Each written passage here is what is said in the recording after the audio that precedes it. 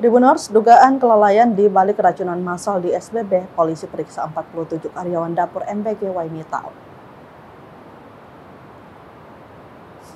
Satuan Reserse Kriminal atau Satreskrim Polres Seram Bagian Barat atau SBB bergerak cepat mengusut kasus dugaan keracunan massal yang menimpa ratusan siswa di Kecamatan Kairatu.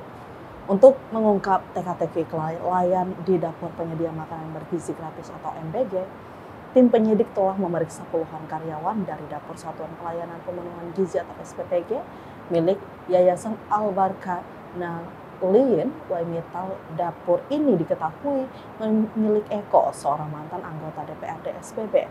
Dapur ini melayani 18 sekolah di Kecamatan Kairatu, mulai dari TK Negeri Waimitau hingga MA Negeri SBB. Dapur yang baru beroperasi selama kurang lebih 1 bulan ini terdiri dari 50 petugas, di antaranya Rosalinda Laturake, Kepala SPPI, Armaningsi Banawi, Ahli Gizi, Soli Sampulawa, Akuntan, Rudi Hartanto, Admin, Wahyudi Aslap. Kemudian terdapat 9 orang petugas persiapan, 10 orang juru masak, 8 orang petugas pemorsian, 14 petugas ompreng, 2 orang driver atau pengemudi mobil penyaluran MBG, dan 2 orang office boy atau OB. Kepala Satuan Reskrim atau Kasat Reskrim Polres SBB AKBP Idris Mukadar mengungkapkan bahwa pihaknya telah memanggil dan memeriksa total 47 orang yang terlibat dalam operasional dapur tersebut.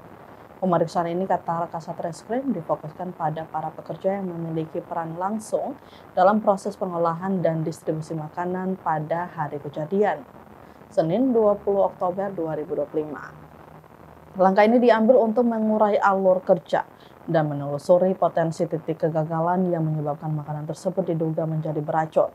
Meskipun telah memeriksa puluhan saksi, AKP Mukadar mengakui bahwa pihaknya belum bisa menyimpulkan penyebab pasti keracunan tersebut. Kepolisian saat ini masih menunggu hasil uji laboratorium terhadap sampel makanan yang telah dikirim.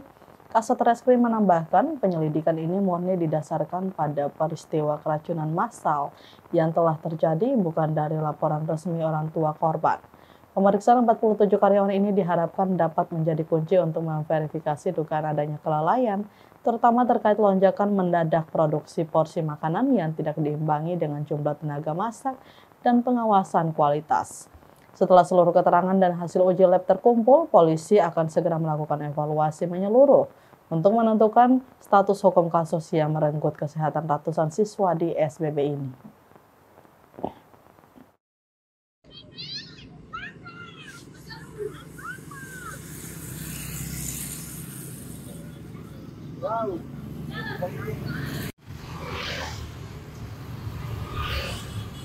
Download Tribun X sekarang, menghadirkan lokal menjadi Indonesia.